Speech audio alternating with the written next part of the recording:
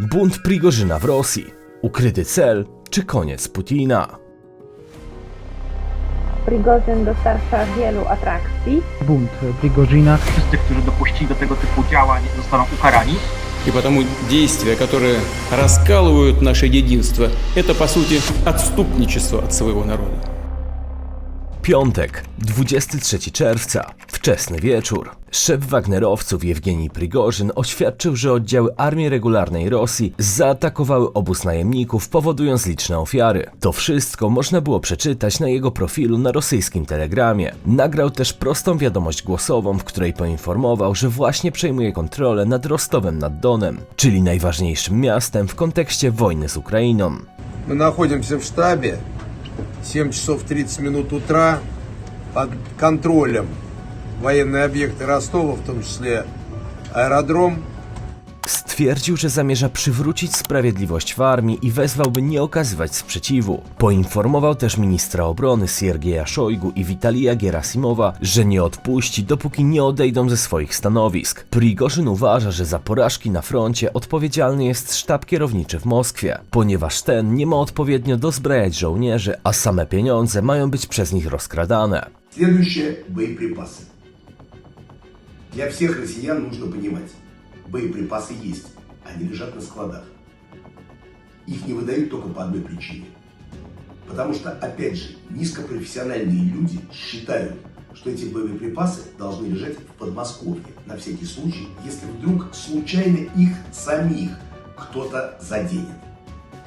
И поэтому, если забрали снарядов на 5 миллионов, то придется оплатить страховку, которая в народе называется гробовые 5 миллионов. Соотношение, оно абсолютно идентичное. Но генералы считают, что народа много. Те, которые принимают решения, генералы, не те, кто на земле воюет. И поэтому солдат губят вместо того, чтобы расходовать снаряд.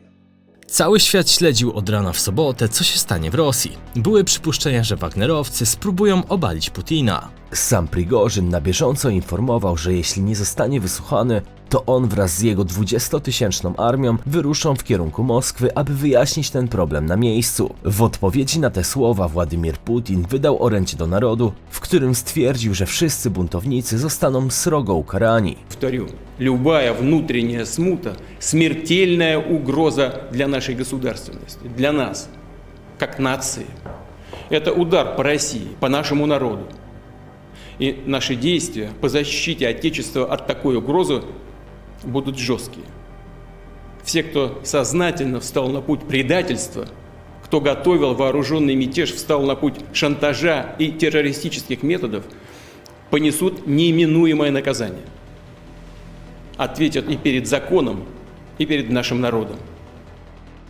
Po tym orędziu oraz rozmowie z wiceministrem, który przybył na miejsce, Prigorzyn około 10 czasu polskiego w sobotę 24 czerwca zdecydował się ruszyć na Moskwę. Мы сюда приехали, мы хотим получить начальника генштаба и Шойгу.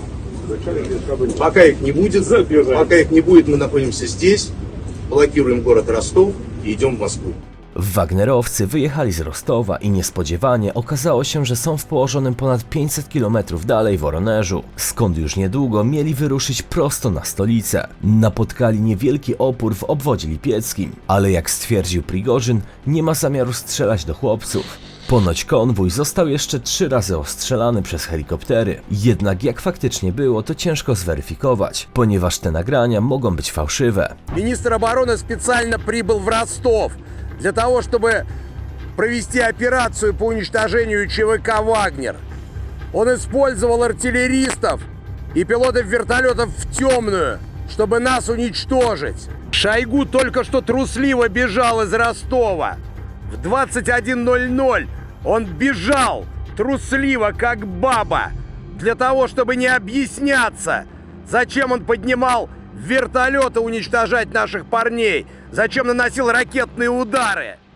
Pewne jest natomiast, że na drogach powstały liczne barykady, a w Moskwie wysadzono nawet jedną z głównych dróg, po czym nagle około godziny 17:30, około 180 km od Moskwy, dowódca grupy Wagnera stwierdził, że udało mu się porozumieć z Kremlem i wycofuje swoje oddziały. Ten pucz jest wyjątkowo dziwny i nikt do końca nie jest pewien, co tak naprawdę mogło się wydarzyć. Scenariuszy jest przynajmniej kilka, a każdy z nich może być prawdziwy. Być może koniec Putina jest bliski, a być może to wszystko była jedna wielka ustawka. W końcu przywódca grupy Wagnera ma wylądować całkiem blisko polskich granic. Z tej okazji nawet Mateusz Morawiecki i Mariusz Błaszczak zrobili konferencję pod naszym murem na granicy z Białorusią. Dlatego dziś sprawdzę dla Was, co może oznaczać ta akcja zbrojna, co dalej z Rosją oraz Putinem i jak wpłynie to na przebieg wojny. To wszystko już za chwilę. Zapraszam Was na materiał.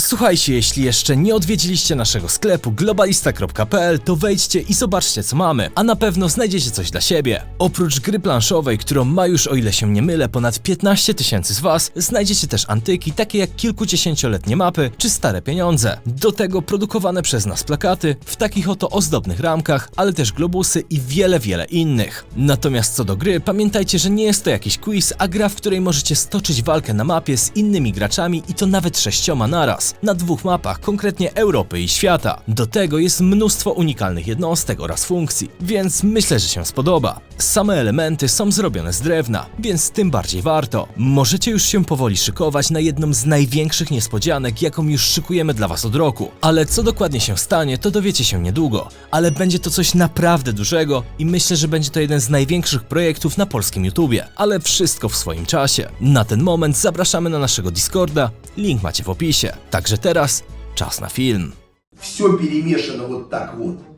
Из-за этого идет тотальное отсутствие управления. Sytuacja, w której znalazł się Władimir Putin, jest naprawdę patowa. O buncie Prigorzyna dowiedział się cały kraj. On sam wygłosił orędzie do narodu o przebiegu akcji terrorystycznej. W momencie, kiedy wagnerowcy zmierzali do Moskwy, niemal wszystkie bilety do Turcji, jak i innych kierunków wyprzedały się niemal natychmiast. Na YouTubie można znaleźć szereg materiałów niezależnych rosyjskich komentatorów, które zrobiły przynajmniej kilka milionów wyświetleń. Na przykład Warlamow aż 12 milionów wyświetleń w zaledwie dobę. Niemal każdy w Rosji wie, co się stało, a nie stało się dobrze dla władzy na Kremlu. Oczywiście pojawiają się opinie, że to wszystko jeden wielki szwindel i ustawka. Łukaszenka zaprosił Prigorzyna z wagnerowcami na terytorium Białorusi, a ten w sobotę wieczorem 25 czerwca faktycznie miał wyjechać z Rostowa nad Donem. Być może celem przeniesienia wagnerowców na Białoruś jest plan utworzenia tam ponownie frontu na północy Ukrainy, co oczywiście utrudniłoby kontrofensywę, ale tak na zdrowy rozsądek. Zrealizowanie tego w taki sposób, w jaki zostało to zrealizowane, byłoby przecież strzałem w policzek dla Putina. Jego wizerunek jako silnego, bezwzględnego przywódcy legł w gruzach. And Prigozhin, well, apparently he's left the stage to go to Belarus, but is that the end of Prigozhin and the Wagner Group? The fact that he's gone to Belarus is, I think, a matter of some concern. Now, what we don't know, but we'll discover in the next hours and days, as to whether how many of his fighters have actually gone with him. Because if he has gone to Belarus and has kept an effective fighting force around him, then he presents a threat again to the Ukrainian flank closest to Kyiv, which is where all this began on the 24th of February. Miał on przecież finalnie stracić buntowników, a finalnie wszyscy dostali amnestię i zostali zwolnieni z jakiejkolwiek odpowiedzialności, mimo że przecież kilku walczących żołnierzy po stronie rosyjskiej faktycznie zginęło. Czy Putin zaryzykowałby do tego stopnia, żeby prawie cały kraj się z niego śmiał, jednocześnie wiedząc, że system jest niezwykle łatwy do obalenia? Gdyby Prigorzyn miał otworzyć nowy front na Białorusi, to zrobiłby to prawdopodobnie w inny sposób, a nie budząc w całym narodzie iskierkę mogącą wszcząć rewolucję. Internet rosyjski obiegły relacje, jak Prigorzyn opuszczał Rostów. Cały był w skowronkach, ludzie się z nim żegnali i życzyli mu powodzenia. Pomimo swojej bezwzględności stał się bohaterem w oczach tych, co niedawno życzyli mu wszystkiego, co tylko najgorsze. Po orędziu Putina do narodu powiedział, że nie ma skrupułów, aby jeszcze tego samego dnia obalić Putina. To kompromitacja i nie da się tego inaczej ubrać w słowa. Dlatego wariant nowego frontu osobiście na ten moment raczej bym odrzucał. Co więc innego mogło się stać? Zdaniem generała Mirosława Różańskiego, prezesa Fundacji Bezpieczeństwa i Rozwoju StratPoints, ze względu na wewnętrzny konflikt w Rosji coraz bardziej realny staje się scenariusz wycofania wojsk z Ukrainy. Podobne sygnały mogą płynąć zarówno z Pekinu, jak jak i z Delhi. Prigorzyn przez 9 lat był zwykłym skazańcem, który swój wyrok zawdzięczał kradzieżom samochodów. Nagle po wyjściu stał się człowiekiem, który w Petersburgu ma swój własny wieżowiec. Grupa Wagnera jest korporacją najemniczą wykonującą misje w Afryce, jak i teraz w czasie wojny z Ukrainą bezpośrednio dla Kremla. Być może elity chcą pozbyć się Putina, a Prigorzyn dostał od nich na ten cel pieniądze. Amerykanie mieli wiedzieć o planie szefa grupy Wagnera już w połowie czerwca, więc zdaje się, że coś jest na rzeczy. Natomiast fakt, że on sam ma osiedlić się na terytorium Białorusi, też może być elementem rozgrywki, ale już po stronie Łukaszenki, który w ten sposób chce się przygotować na potencjalny upadek Rosji, zabezpieczając swoje interesy prywatnymi żołnierzami, którzy być może uchronią go przed utratą władzy w momencie, kiedy sprawy w Rosji zajdą o krok za daleko. Z drugiej strony Prigorzyn mógł zostać tam wysłany, żeby samemu rozpocząć proces dełukaszenkizacji Białorusi, a później przejęcie władzy po dyktatorze.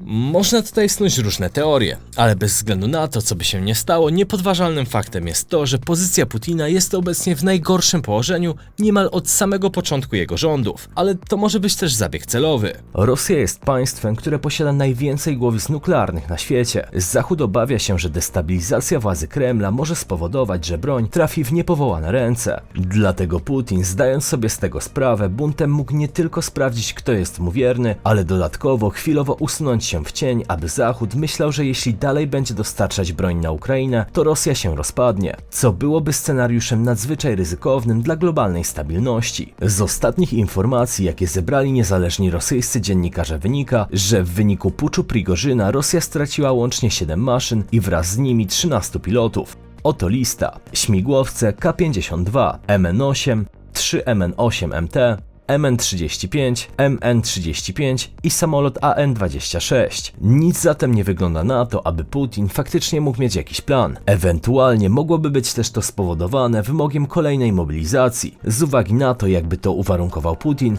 wrogie siły, które chcą końca Rosji. To też wariant, który może mieć miejsce. Ale wobec tego, co się stało, czy naród, widząc, że armia jest słabo dozbrojona, a bunt Prigorzyna prawie się udał, to czy chcieliby walczyć za kraj? Szczerze wątpię.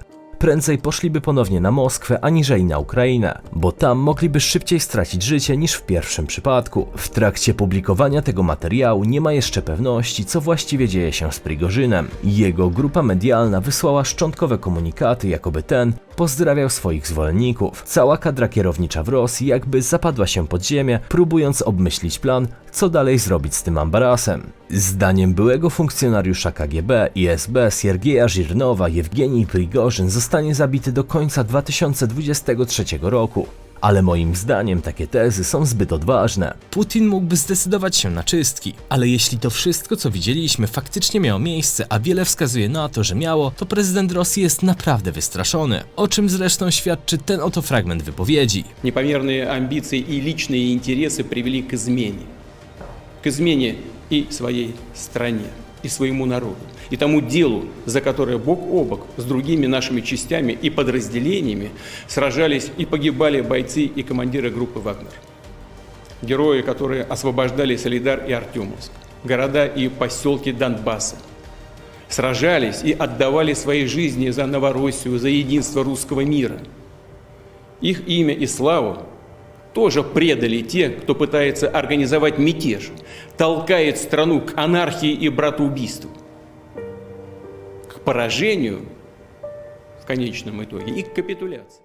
Porównywanie tego, co miało miejsce w 2019 roku, kiedy Rosja była skrajnie słaba, a car został zabity przez buntowników, daje wiele do myślenia. Takie słowa mówione do całego narodu to groźba, obok której nie da się przejść obojętnie. Sam fakt, że Putin z Szojgu jeszcze niedawno odwiedzali rannych żołnierzy, którzy byli nawet bez rąk, aby namawiać ich do tego, aby ci wrócili w szeregi armii, jest jasnym sygnałem, że coś tu nie gra. I władza Putina może mu uciekać z rąk. Po całym tym zajściu rosyjski minister obrony Siergiej Szojgu pojawił się z wizytą u rosyjskich żołnierzy walczących na Ukrainie, donosi kremlowska agencja RIA. Niemniej, kiedy wszyscy skupiamy się na buncie Prigorzyna, gdzieś z boku dalej pozostaje kwestia Ukrainy, która dzięki zamieszaniu w Rosji może jeszcze nie poczyniła wielkich sukcesów w czasie kontrofensywy, ale być może sytuacja w Rosji zmusi Putina do ustępstw i odwrotu z okupowanych ziem. Aczkolwiek niepokojące są doniesienia z Zaporoża zaporowskiej elektrowni atomowej, jakoby Rosjanie mieli tam przygotowywać ładunki wybuchowe w celu zniszczenia tego obiektu. Oficer wywiadu Ukrainy Kyryło Budanow ostrzegł, że Rosjanie podłożyli ładunki wybuchowe w zaporowskiej elektrowni atomowej i są gotowi w każdej chwili wysadzić obiekt. Miałoby to katastrofalne skutki dla obu walczących w Ukrainie stron i tym samym dla środowiska, ale umożliwiłoby przerzucenie części armii w głąb Rosji, ponieważ front by się załamał z uwagi na skażenie. Ukraińcy nie mogliby pójść dalej. Jak więc sami widzicie, obecna sytuacja jest naprawdę poważna i buntu Prigorzyna nie można traktować małostkowo. Coś z niego z pewnością wyniknie.